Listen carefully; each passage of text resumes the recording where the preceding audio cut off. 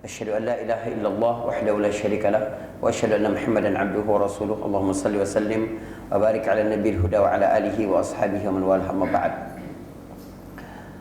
Jamaah salat zuhur Musalla An-Nur yang dirahmati Allah Subhanahu wa taala. Alhamdulillah, pada siang hari ini kita sama-sama melaksanakan salat zuhur berjamaah, lalu dilanjutkan dengan majelis ilmu, sama-sama belajar. Semoga Allah Subhanahu wa taala meridhai, memberi taufik atas apa yang kita lakukan ini untuk kebaikan akhirat kita. Saudaraku yang dirahmati Allah Subhanahu wa taala, Allah ketika menciptakan sesuatu, Allah selalu pilihkan yang terbaik dari sesuatu itu. Ini disebut dengan sunnatul ikhtiyar atau sunnah pemilihan. Allah menciptakan manusia, Allah pilih yang paling baik. Ada sekitar 124.000 nabi yang dipilih oleh Allah dari miliaran manusia dari awal sampai akhir. Dari 124.000 itu Allah pilihkan lagi 313-nya adalah Rasul. Dari 313 itu Allah pilihkan lagi 25 namanya disebutkan di dalam Al-Quran. Dari 25 itu Allah pilihkan lagi 5 orang Nabi Ulul Azmi. Dari 5 itu Allah pilihkan lagi Khatamul Anbiya, ya Asyrafin Nabiyyin, Rasul yang paling mulia, yaitu Nabi Muhammad sallallahu alaihi wasallam. Allah menciptakan malaikat, Allah pilihkan 10 malaikat paling utama. Kemudian Allah pilihkan lagi 2 malaikat, ya pilihan, Jibril dan Mikail. Setelah itu Allah pilihkan lagi yang lebih mulia, yaitu malaikat Jibril alaihissalam. Begitu juga Allah menciptakan tempat-tempat, Allah pilihkan yang terbaik. Kita hari ini bicara tentang tempat terbaik. Waktu Allah pilihkan begitu. Allah tetapkan 12 bulan dalam setahun, Allah pilihkan bulan yang terbaik, yaitu bulan Ramadan. Allah tetapkan hari-hari, Allah pilihkan hari paling baik, yaitu hari-hari 10 hari pertama di bulan Zulhijjah itu. Nah, teman-teman sekalian, di antara bentuk syiar Allah, syiar itu berarti tanda-tanda kebesaran Allah yang Allah sematkan kepada sesuatu. Itu ada 3 jenis. Syiar Allah itu ada 3 jenis, ya. Yang pertama adalah asy-sya'air al-makaniyah, syiar yang bersifat tempat. Yang kedua asy-sya'air az-zamaniyah, syiar-syiar yang bersifat waktu. Yang ketiga adalah asy-sya'air at-ta'abbudiyah, syiar-syiar yang berupa amalan-amalan ibadah. Jadi mana-mana yang Allah perintahkan kita untuk mengagungkan, membesarkan sesuatu yang diagungkan oleh Allah, dibesarkan oleh Allah, di mata Allah itu besar, gitu. Itu adalah tanda ketakwaan di dalam diri kita. Mana syiar-syiar Allah yang berkaitan dengan waktu? Bulan Ramadan, syiar Allah. Hari Jumat, syiar Allah. Bulan-bulan haram, Zulqa'dah, Zulhijjah, Muharram, Rajab, syiar Allah. Kemudian 10 hari pertama Zulhijjah, syiar Allah. 2 hari raya, syiar Allah. Ini hal-hal yang agung dalam penilaian Allah berupa waktu. Ada lagi syiar yang berkaitan dengan tempat. Masjid-masjid secara umum adalah syiar Allah. 3 masjid yang Nabi perintahkan kita untuk musafir, bersengaja ke situ: Masjidil Haram di Mekah, Masjid Nabawi, dan Masjidil Aqsa. 3 masjid itu. Kemudian Masyairil Haram, tempat-tempat dilaksanakannya manasik-manasik haji: Safa, Marwa, Muzdalifah, Arafah, Mina, ya. Kemudian tempat sumur Zamzam, kemudian Hijr Ismail, kemudian Hajar Aswad. Ini semua adalah syiar-syiar Allah yang ada di bumi yang berupa tempat, ya, tempat Hajar Aswad, antara Hajar Aswad dan pintu Ka'bah. Ini adalah syiar-syiar Allah yang berkaitan dengan tempat. Nah, di antara syiar-syiar itu yang paling baik, tempat yang ditetapkan oleh Allah Subhanahu wa taala adalah rumah Allah atau Ka'bah itu. Hari ini kita bicara tentang itu. Ka'bah tempat Ka'bah itu sendiri disebut Bakkah. Bakkah itu terdapat di Makkah. Kotanya itu disebut Makkah. Nabi sallallahu alaihi wasallam ketika hijrah, ini kan Nabi terusir. Orang-orang Quraisy melakukan rapat paling penting di parlemen Quraisy, namanya Darun Nadwah. Jadi Quraisy itu terdiri dari 12 suku yang ada di Mekah, 2 suku yang ada di luar Mekah. Di luar Mekah namanya Bani Khuza'ah dan Bani Bakar. Di dalam Mekah ada Bani Hashim, keluarganya Nabi, Bani Umayyah, keluarganya Utsman bin Affan, Bani Makhzum, keluarganya Abu Jahal, Bani Zuhrah, keluarganya ibu Nabi SAW, Bani Tayyim, keluarganya Abu Bakar, Bani Asad, keluarganya Umar, ada 12 suku. Ya. Nah, suku inilah berembuk pada tanggal 27 Safar, hari Kamis, ya. Muhammad ini akan diapakan tahun 11 kenabian. Akhirnya diputuskan bahwa Muhammad harus dibunuh. Sehingga Jibril kemudian turun ke Nabi dan menyampaikan kepada Nabi, izin hijrah sudah keluar sekarang dari Allah. Sebelumnya Nabi tidak boleh melawan, tidak boleh keluar Mekah, tidak boleh pindah. Tapi hari itu 27 Safar itu keluar visa Nabi untuk ke Madinah. Maka Nabi melakukan perjalanan dengan Abu Bakar As-Siddiq. Ketika meninggalkan Mekah, saudaraku, Nabi SAW sampai di tempat yang lebih tinggi, kembali menoleh kepada Mekah dan berkata, demi Allah, aku tahu engkau adalah negeri yang paling dicintai oleh Allah dan yang paling aku cintai, paling baik di sisi Allah dan bagiku, kata Nabi SAW. Jadi Nabi sebenarnya sedih meninggalkan Mekah. Karena apa? Tanah kelahiran. Di dalam Islam, teman-teman sekalian, hubbul watan minal iman itu hadisnya palsu.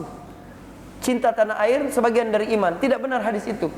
Di dalam Islam lebih tinggi lagi. Hubbul watan itu bagian dari fitrah. Orang yang berjuang karena terusir dari tanah airnya boleh berjihad, kedudukannya sama dengan berjihad di jalan Allah Subhanahu wa taala lagi. Allah sampaikan itu. Atau orang-orang yang berjuang di jalan Allah, kemudian atau dikeluarkan, diusir dari negeri mereka.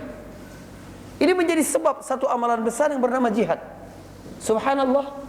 Maka gak usah berkoar-koar mengajak umat Islam, oh kita harus cinta kepada negara. Seolah-olah orang semakin Islam, semakin tinggi beragamanya, semakin gak cinta negaranya. Oh tidak. Satu yang fitrah melekat dalam diri manusia itu cinta tanah airnya. Nabi Muhammad cinta Mekah karena itu adalah tempat kelahiran dan dia dibesarkan. Banyak kenangan-kenangan dan cerita ada di situ. Orang-orang tercintanya dimakamkan di situ, ya. Khadijah, Abu Talib dimakamkan di situ. Di samping dia memang negeri yang paling dicintai oleh Allah Subhanahu wa taala. Tempat paling baik di muka bumi ini Mekah. Secara mutlak. Di situ Allah letakkan Ka'bah. Rumah Allah di situ. Kita buka sama-sama firman Allah Subhanahu wa taala di ayat 96 surat Ali Imran. A'udzu billahi minasyaitonir rajim. Inna awwala baitin wudi'a lin-nasi alladzi bi Bakkah mubarakan wa hudan lil alamin. Sesungguhnya rumah pertama yang dibuat untuk manusia, rumah ibadah, adalah yang berada di Bakkah. Tempat Ka'bah itu disebut Bakkah. Mubarakan, yang penuh keberkahan, wa hudan lil alamin, dan menjadi tanda petunjuk bagi alam semesta. Teman-teman yang dirahmati Allah Subhanahu wa taala, ada beberapa hal terkait dengan ini yang harus kita jelaskan berkaitan dengan akidah umat Islam dan pelajaran-pelajaran kehidupan dari pesan ayat tersebut. Yang pertama adalah, kenapa harus ada rumah Allah dalam bentuk fisik? Padahal Allah tidak membutuhkan itu. Iya kan? Pengawasan Allah, ilmu Allah, kebersamaan, kasih sayang Allah kepada manusia itu dimanapun dia berada. Inilah makna firman Allah Subhanahu wa taala, wa huwa ma'akum aynama kuntum. Dan dia bersama kalian dimanapun kalian berada. Artinya kita beribadah kepada Allah dimanapun sampai. Allah maha melihat, maha mengetahui, maha membalas semua kebaikan-kebaikan itu. Ya kan? Tapi kenapa harus ada? Allah buat rumah, satu simbol fisik yang jauh dijangkau oleh manusia-manusia yang berada di negeri-negeri yang tidak berhampiran dengan Mekah. Kenapa begitu? Perhatikan. Ada hikmah yang luar biasa sekali. Pertama, manusia adalah makhluk yang terdiri dari entitas fisik. Kita ini kan bukan cuma jiwa, bukan cuma akal, tapi juga fisik. Ada panjang kali lebar kali tinggi, ada gitu. Itu fisik, itu berarti sifatnya material. Manusia ini satu yang makhluk yang juga punya entitas material. Karena itu dibutuhkan satu simbol material agar manusia merasa melakukan sesuatu untuk Allah.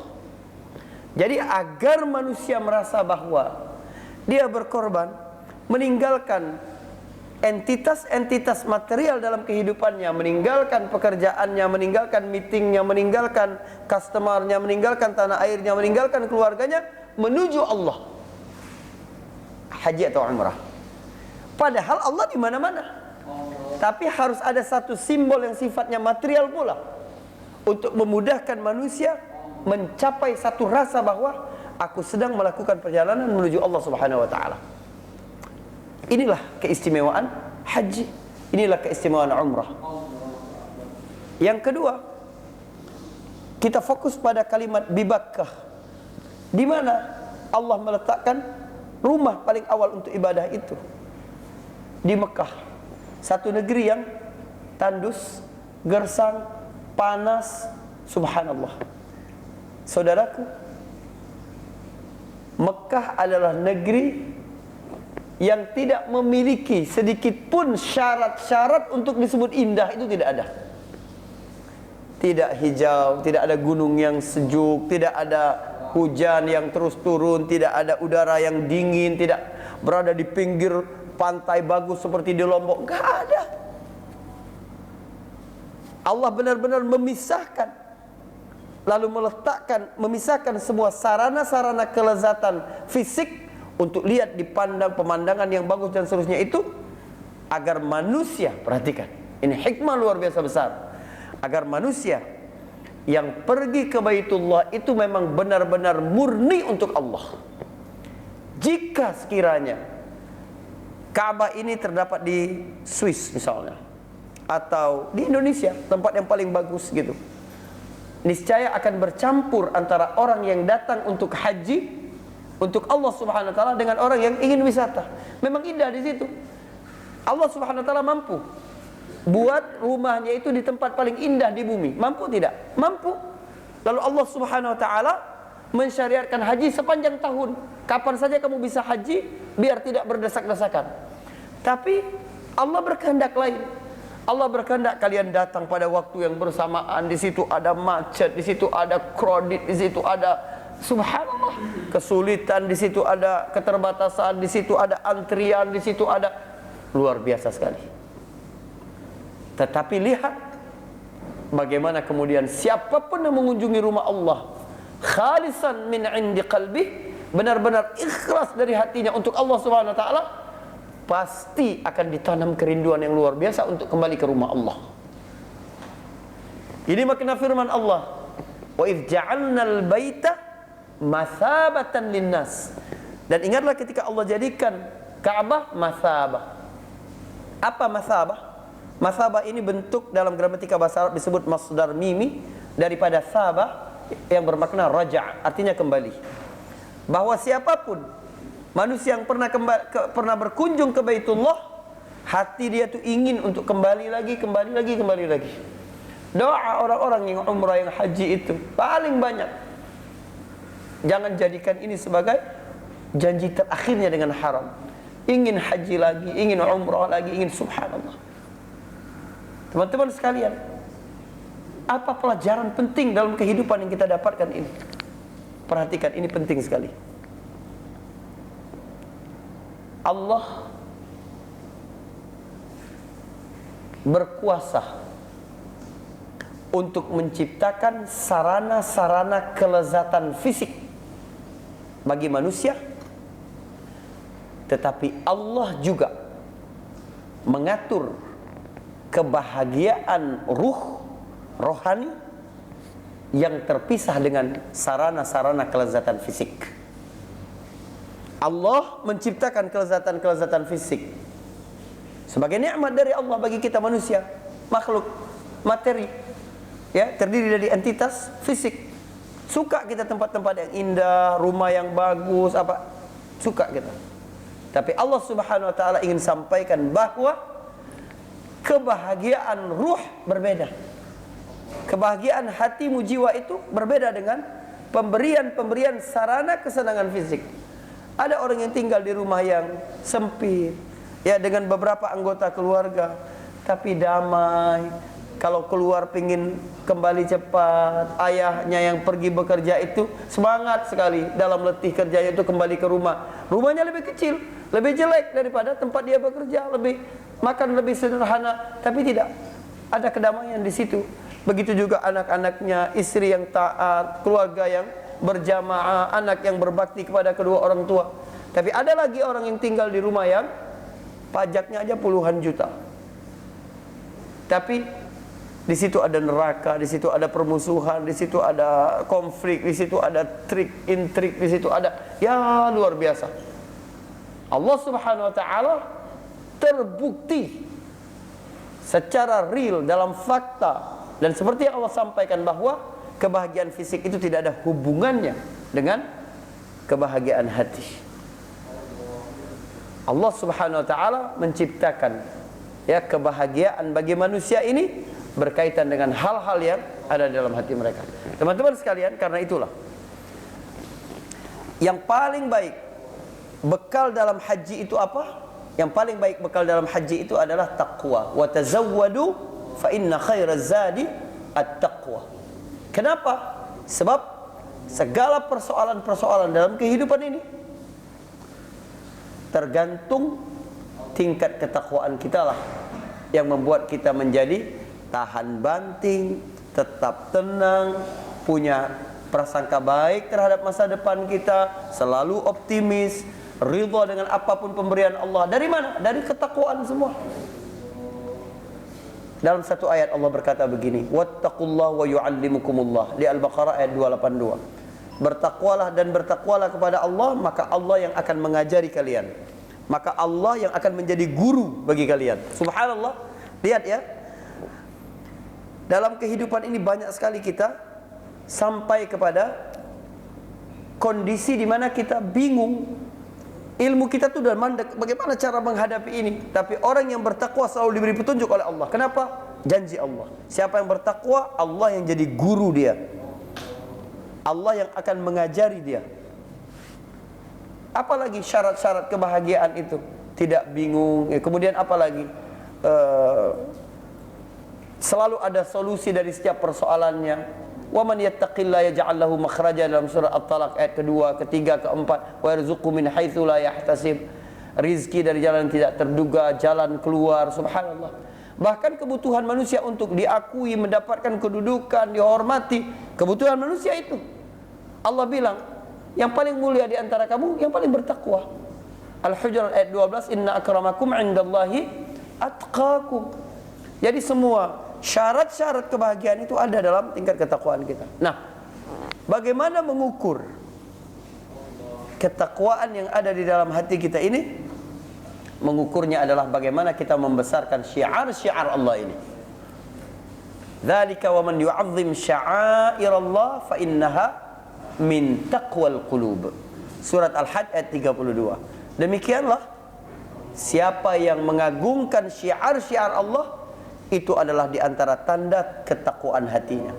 Jadi ukuran yang sangat akurat, ingin melihat seberapa takwa yang ada dalam hatimu, lihat seberapa kamu memperhatikan hari-hari terbaik di sisi Allah ini sekarang.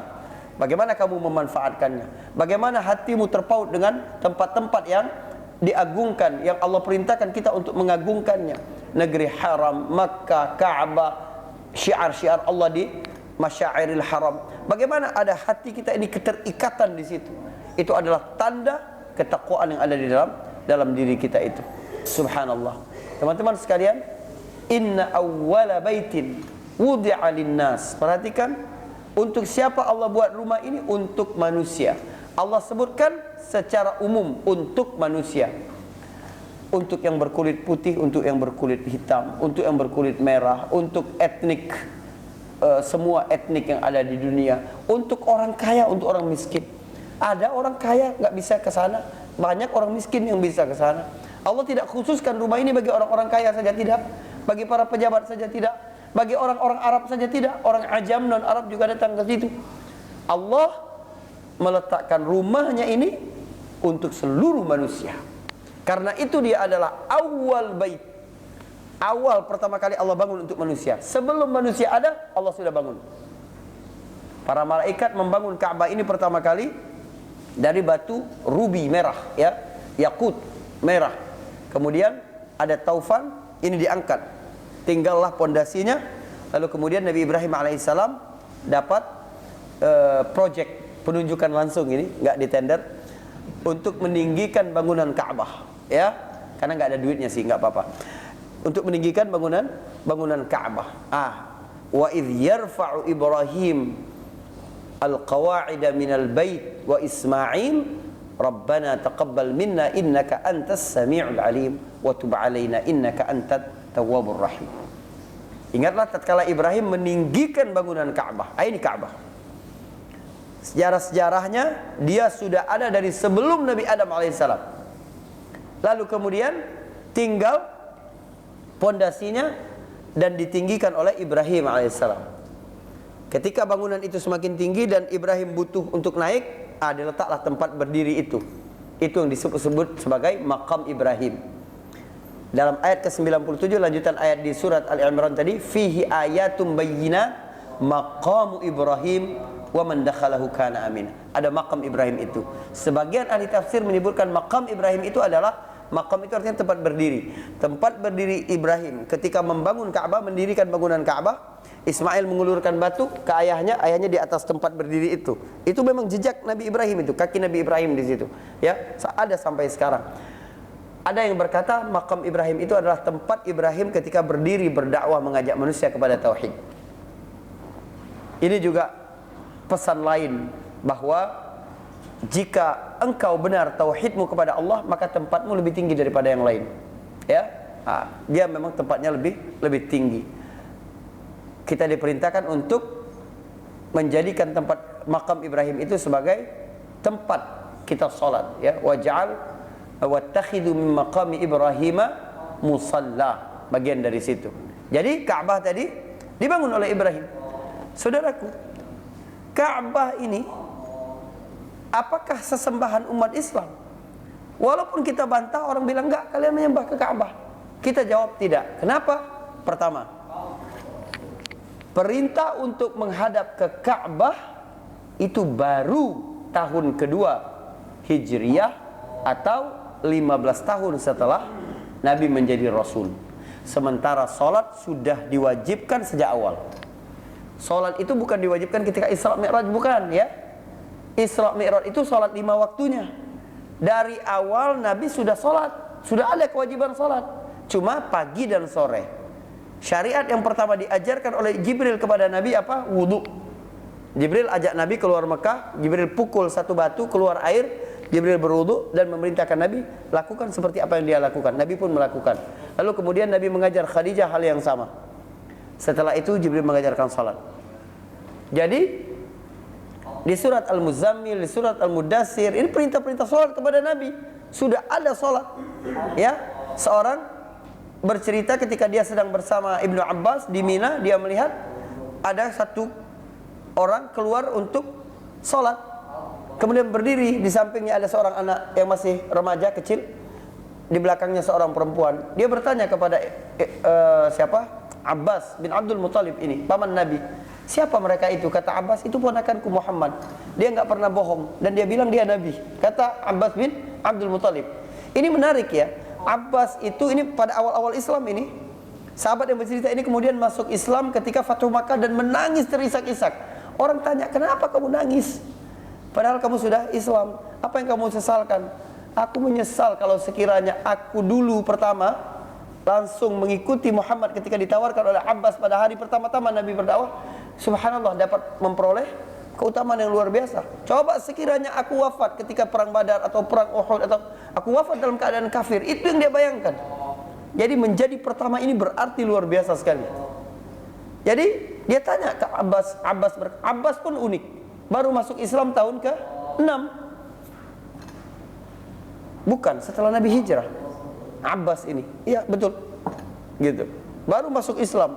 Artinya bertahun-tahun Abbas tidak tertarik dengan Islam. Belum mendapat hidayah dari Allah Subhanahu wa taala. Tapi tidak. Abbas sudah Islam pada saat perang Badar pun sudah Islam. Maka Nabi berpesan kepada para sahabat, jangan bunuh Abbas, kata Nabi begitu. Cuma Nabi tidak sebutkan tidak sebutkan alasannya. Ada sahabat yang suudzon kepada Nabi, kami diperintahkan untuk menghadapi anak-anak kami, bapak-bapak kami, keluarga-keluarga kami, dia melarang membunuh pamannya, gitu. Tapi Nabi tidak sebutkan karena bagian dari strategi. Kalau Nabi sampaikan bahwa karena Abbas adalah pihak kita, dia memata-matai kita untuk kita. Kalau Nabi bilang begitu bocor dan Abbas terbunuh. Tapi ini bagian dari strategi Nabi Shallallahu Alaihi Wasallam. Nah, teman-teman sekalian, dari sejak awal kewajiban sholat kepada kaum muslimin itu menghadap kemana? Menghadap ke Baitul Maqdis. Baru kemudian ketika Islam berdaulat dan satu simbol bahwa sekarang saatnya kalian mengambil alih peradaban, maka perpindahan kiblat dari Bani Israel dari Masjidil Aqsa ke Ka'bah itu adalah simbol perpindahan peradaban dunia, mandatnya kepada umat Islam. Ka'bah dibangun oleh Nabi Ibrahim itu lebih besar dari ukurannya sekarang Ka'bah itu. Sebab Hijr Ismail itu bagian dari Ka'bah. Dulu ada bangunannya. Kemudian pada tahun 35 setelah tahun gajah, gitu. Dihitung dari tahun gajah, 35 tahun setelah itu terjadi banjir rob di Mekah itu, sehingga menghancurkan bagian sudut satu Ka'bah. Lalu orang-orang Quraisy berembuk, kita ini mau perbaiki yang rusaknya saja atau sekalian renovasi total deh karena udah lama ini. Mereka bilang kita renovasi total. Akhirnya Ka'bah harus dihancurkan. Cuma yang menjadi PR adalah tidak ada seorang pun yang berani menghancurkan Ka'bah. Sebab baru kejadian 30-an tahun yang lalu, Raja Abraha baru datang berniat menghancurkan Ka'bah, udah dihancurkan oleh Allah Subhanahu wa taala oleh burung ababil. Jadi mereka nggak mau. Lalu berkatalah yang paling bijaksana dari mereka, Al-Walid Ibnul Mughirah, beda dong. Abraha mau menghancurkan untuk membinasakan Ka'bah, kita ini untuk membangunnya kembali. Apa jawaban orang Quraisy? Kalau begitu kamu duluan. Akhirnya Al-Walid karena dia sudah begitu, ya udah, cobalah apapun resikonya. Dia pun mulai menghancurkan bagian yang sudut Ka'bah itu. Lalu dia berkata, lihat tidak terjadi apa-apa denganku. Kata orang Quraisy, tapi kami nunggu semalam dulu deh, kalau nggak terjadi apa-apa baru. Itu kebayang ya malam itu gimana Al-Walid tidurnya. Jadi begitu tidak terjadi apa-apa, akhirnya Ka'bah dihancurkan, diletakkan Hajar Aswad dulu, kemudian dia bangun. Tapi orang Quraisy luar biasa. Ini ya, lihat kita. Jahiliyah itu bukan berarti dia tidak punya peradaban sama sekali, tidak punya kebaikan sama sekali. Salah. Gitu. Mereka punya nilai-nilai yang luar biasa. Orang-orang jahiliyah misalnya, teman-teman sekalian, mereka itu kalau tawaf itu telanjang ya. Perempuan itu malam setelah Isya. Kenapa? Karena mereka ketika mereka beribadah kepada Allah itu harus murni, jangan ada tercampur baju-baju yang dibeli dengan uang-uang haram. Gak mau mereka. Subhanallah, pengen memang asli diri mereka saja. Memang itu keliru ya. Tapi Anda bisa bayangkan, bandingkan pejabat Indonesia korupsi lalu pergi umroh. Coba. Bukan hanya bajunya yang haram, darahnya haram semua itu. Nah, tapi ini orang-orang jahiliyah, coba lihat. Jahiliyah siapa kalau begitu? Menjaga seperti itu. Nah, ketika membangun Ka'bah ini, mereka sangat selektif, gak boleh ada yang nyumbang dari uang haram atau uang syubhat. Karena peredaran uang, omset judi di Mekah ini luar biasa. Begitu juga pelacuran, begitu juga rentenir, luar biasa itu ya. Pinjol-pinjol itu banyak sekali di Mekah waktu itu. Gitu. Gitu. Nah, ini tidak terima. Sehingga akhirnya dana mereka kurang, bisa membangun Ka'bah dalam ukuran yang seperti sekarang kita. Sebenarnya Hijr Ismail itu bagian dari Ka'bah, tapi karena uang mereka nggak cukup waktu itu, maka dibangun seperti sekarang. Itu pun teman-teman sekalian tidak simetrik. Bangunan Ka'bah itu tidak simetrik. Kalau Anda mau iseng pas haji atau umroh, Anda bawa pengukur itu ukur. Setiap sisi itu berbeda, ukurannya berbeda. Ya, kalau dilihat dari atas benar akan kelihatan begitu. Karena memang bukan sesuatu yang istimewa. Kita tidak membesarkan itu, tidak menyembah itu, tidak. Makanya Hijr Ismail itu adalah bagian dari Ka'bah. Sebenarnya antum kalau sholat di Hijr Ismail itu boleh menghadap kemana saja, ya. Tapi Anda ditabrak orang di belakang Anda, makanya tetap menghadap ke satu dinding Ka'bah itu. Gitu. Di dunia ini ada dua tempat yang kita boleh sholat menghadap kemana saja. Pertama di dalam Ka'bah, yang kedua di satu kepulauan ya sebelah timur, Kepulauan Solomon itu. Lupa saya apa nama daerahnya itu. Itu boleh. Sebab apa? Sebab posisinya pas di bawah Ka'bah. Kalau bumi ini dilobangin, nembusnya di situ. Gitu. Jadi dia sama ukurannya, maka boleh ya. Ya, saya pernah tanya ke Ustadz saya, Ustadz, bumi kan bulat, kenapa kita harus menghadap gini? Kan bisa sampai kemana aja. Kata Ustadz saya ini, di pesantren ini, kata dia, kamu nanya ke saya kenapa berhadapan begini? Kita saling belakang aja deh, karena bumi bulat gitu ya. Jadi ini Ka'bah ini. Nah, pada masa Abdullah bin Zubair menjadi khalifah, Abdullah bin Zubair bangun Ka'bah ini lengkap seperti yang dibangun oleh Nabi Ibrahim alaihissalam. Waktu Nabi menaklukkan kota Mekah, membebaskan kota Mekah tahun ke-8, Nabi udah bilang ke Aisyah, Nabi curhatlah di rumahnya, Aisyah, kalau gak memikirkan kaumku baru memeluk Islam, aku sudah bangun Ka'bah seperti yang dibangun oleh bapakku Ibrahim. Ini artinya apa? Tidak seluruh kebenaran harus Anda sampaikan pada saat Anda tahu. Takut terjadi fitnah, perpecahan antar umat, ditunda dulu. Ini enggak, baru belajar sebentar, baru hijrah sedikit, semua diserang. Orang tua diserang, saudara diserang, tetangga diserang, imam masjid dekat rumahnya diserang. Jangan. Lihat Rasulullah SAW, adab Rasulullah SAW. Rasul ini. Dan Nabi berkuasa, tapi Nabi enggak mau dibilang nanti, oh mentang-mentang Muhammad sudah menguasai Mekah. Subhanallah, ini adab luar biasa sekali. Harus kita pelajari teman-teman, jangan terlalu bersemangat. Belajar syariah, kemudian belajar ya agama ini, lalu hantam sana sini semua, jangan. Gitu. Nah, baru pada masa Abdullah bin Zubair ketika menjadi khalifah, waktu itu dia dibaiat di Mekah karena terjadi kekosongan kekhilafahan. Ketika Yazid wafat, orang-orang membaiat Muawiyah bin Yazid, tapi Muawiyah menolak. Muawiyah bin Yazid ya, cucunya Muawiyah bin Abi Sufyan. Tetapi kemudian terjadi konflik dengan Bani Umayyah di Syam.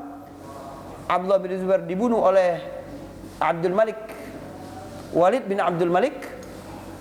Akhirnya bukan Walid bin Abdul Malik, Abdul Malik bin Marwan, Abdul Malik bin Marwan, bapaknya. Lalu kemudian atas prakarsa Al-Hajjaj bin Yusuf, panglima yang luar biasa itu, ya bengis sekali, memerintahkan untuk dihancurkan tambahan yang dibangun oleh Abdullah bin Zubair, biar dia tidak punya legacy di tengah-tengah hati umat gitu, biar tidak ada peninggalan yang membekas di hati umat, dibuat seperti itu lagi. Ketika kekhilafahan Umar bin Abdul Aziz mau membangun seperti lengkapnya itu lagi, tapi dilarang oleh para penasehatnya dari kalangan ulama, diantaranya adalah Raja bin Hayyub. Dia bilang jangan, udahlah nggak usah dibangun, nanti akan menjadi komoditas politik.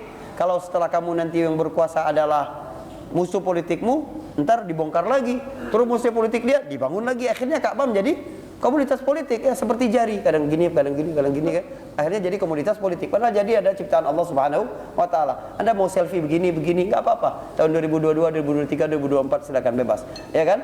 Tapi kemudian ini diasumsikan begitu, itu tidak boleh.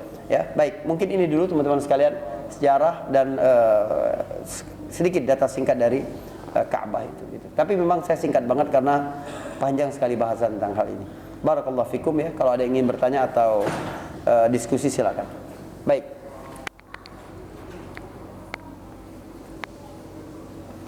Silakan. Udah paham semua insyaallah ya. Alhamdulillah. Silakan Bapak.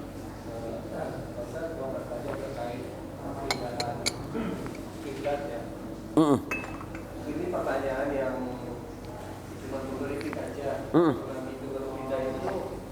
Adakah dijelaskan dalam sirah itu teknisnya bagaimana sih nanti memalingkan dari Maqdis ke Ka'bah?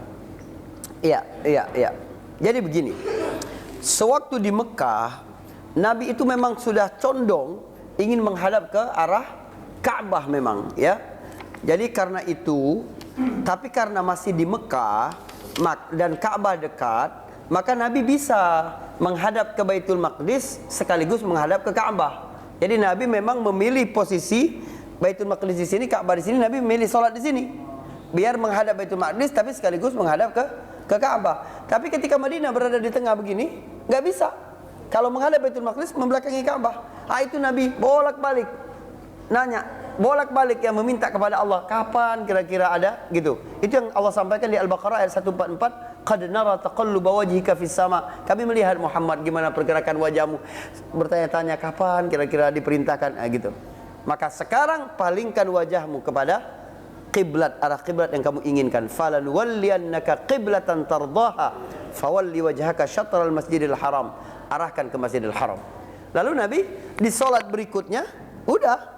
Jadi salat zuhur masih menghadap ke Baitul Maqdis, salat asarnya menghadap ke Ka'bah. Tapi karena memang posisinya itu memang saling berbelakang, sementara rumah Nabi itu, Masjid Nabawi itu memang tidak ada mihrab khusus, tidak ada apa, tidak ada, maka tidak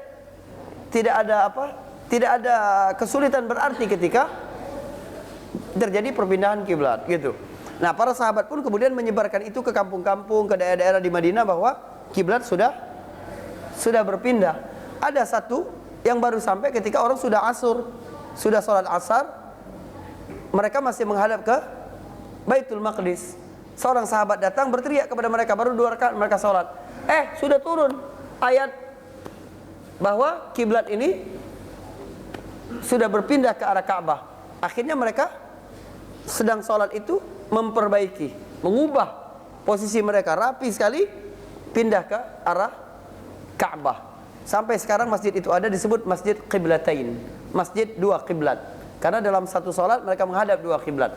Tapi luar biasa kejadian itu memberikan istimbat hukum yang luar biasa bagi fikih Islam. Pertama, boleh berbicara kepada orang yang sholat jika itu memang diperlukan. Ya, nggak apa-apa. Anda ketika orang sedang sholat Anda bilang, hati-hati ular di belakang gitu, nggak apa-apa gitu. Tapi jangan pura-pura ya biar dia pergi, jangan. Memang ada sesuatu gitu. Gitu ya. Nah, yang kedua, jika seseorang keliru dengan kiblatnya ketika dia berada sedang pertengahan sholat, jangan dibatalin. Cukup dia mengubah arahnya ketika dia tahu. Jadi kita sudah sholat, tiba-tiba tuan rumah bilang, kurang ke kiri itu, kita ke kiri aja gitu ya. Gak usah nanya dulu, beneran gitu, gak usah, langsung aja sholatnya insya Allah. Baik itu diantaranya. Yang lain silakan kalau ada. Baik. Waalaikumsalam. Saya mau tanya tentang masalah sholat Pak. Ya. Boleh Pak? Boleh, silakan. Saya pertama untuk masbuk Pak. Jadi saya ada beberapa masukan dan cuma saya nggak tahu ini mana yang paling. Masbuk itu kan dia terlambat Pak. Nah, hitungannya satu rakaat itu dapatnya itu syaratnya gimana ya Pak? Apakah setelah rukuk, apa sebelum sujud, atau mau Ya. terangkan Pak? Baik. Pendapat yang mu'tabar tentang kapan seseorang dapat 1 rakaat imam itu adalah ruku'. Sebab Nabi berkata, man adraka rak'atan faqad adrakas salah. Siapa yang dapat ruku' berarti dia dapat salat. Dalam satu kejadian ada sahabat yang terlambat datang ke Masjid Nabawi. Ketika Nabi ruku', dia masih di pintu di belakang. Akhirnya dia langsung takbir, kemudian dia ruku' dan dia menuju ke shaf dalam keadaan ruku'. Ya, jadi Allahu Akbar kayak gini. Biar dapat rakaatnya, ya. Jibril langsung dia dapat ruku' Nabi, berarti dia dapat rakaat. Dia memuji Allah, alhamdulillah. Maksudnya alhamdulillah enggak ketinggalan. Jibril turun ke Nabi dan berkata, kamu nanti ketika bangkit jangan bilang Allahu Akbar, tapi sebut Sami'allahu liman hamidah. Allah mendengar orang yang memujinya. Maksudnya sahabat itu. Sejak itu setiap bangkit ruku' ucapannya tidak lagi takbir tapi Sami'allahu liman hamidah. Itu sebab hadis itu. Sebab urut kita mengucapkan Sami'allahu liman hamidah. Ya. Jadi atas dalil-dalil yang berkaitan dengan siapa yang dapat ruku' dapat rakaat itu dapat disimpulkan dalam satu kaidah bahwa bacaan imam adalah bacaan makmum, tapi gerakan imam bukan gerakan makmum. Artinya, kalau makmum ketinggalan bacaan, imam tanggung. Tapi kalau makmum luput dari gerakan, imam tidak tanggung. Gitu. Karena itu ketika makmum dapat rukuk bersama imam, ukurannya apa? 1 tasbih saja. Anda dapat subhana rabbiyal azim saja, maka dapat. Tapi ingat, hadis yang sahabat begitu tadi Nabi bilang, Allah sebutkan, Nabi sebutkan luar biasa pekerjaannya begitu mendapat pujian, tapi jangan diulang kata Nabi. Artinya kita jangan ngulang lagi ya, takbir dari belakang nggak boleh gitu. Apalagi dari tempat wudu antum mundur begitu, nggak boleh. Jadi benar-benar Kalau kita dapat ruku', dapat rakaat itu. Wallahu a'lam bishawab. Gitu. Baik. Oke, baik. Satu lagi. Bismillah. Dengan yang menghadap kiblat tadi. Ya. Tadi kan sebelum hijrah Nabi Muhammad sudah menghimpun dua arah kiblat ya. Betul. Mekah dan lainnya. Iya, iya. Secara sekaligus. Nah, habis itu ketika hijrah kan beliau selama sekitar 16 sampai 17 bulan. Ya, 16 bulan. Sering menengadahkan ke langit berharap agar kiblatnya berubah. Ya. Ya. Lalu pada saat itu kan ketika menghadap Baitul Maqdis, ketika punya bulan kan dia sama-sama bisa menghimpun keduanya. Iya, tapi kan ya itu, kenapa antum ngadap ke saya begini? Kalau bertanya, antum ngadap ke sana aja, saya ngadap ke sana, bumi bulat juga, kita berhadapan. Kita ambil yang bagian yang paling dekatnya, jarak yang paling dekatnya, gitu loh. Jadi kalau ada dua orang saling membelakangi, suami istri tidur, kita berhadapan juga karena bumi ini bulat. Enggak, mereka saling memunggungi. Ya, begitu. Jadi ambil yang paling dekatnya. Kecuali kepulauan yang tadi saya sampaikan. Itu memang sama jaraknya, dia menghadap kemanapun sama. Gitu. Wallahu a'lam bishawab. Mungkin ini dulu. Siap. Sekarang ilmuwan sudah ada program mau migrasi ke Mars, bulan, berarti meskipun nanti manusia migrasi ke sana, tempat terbaik tetap di Insya Allah kita bahas pas kita pindah. Ya, ini dulu. Subhanakallahumma bihamdika asyhadu an la ilaha illa anta astaghfiruka wa atubu ilaik. Assalamualaikum warahmatullahi wabarakatuh. Waalaikumsalam.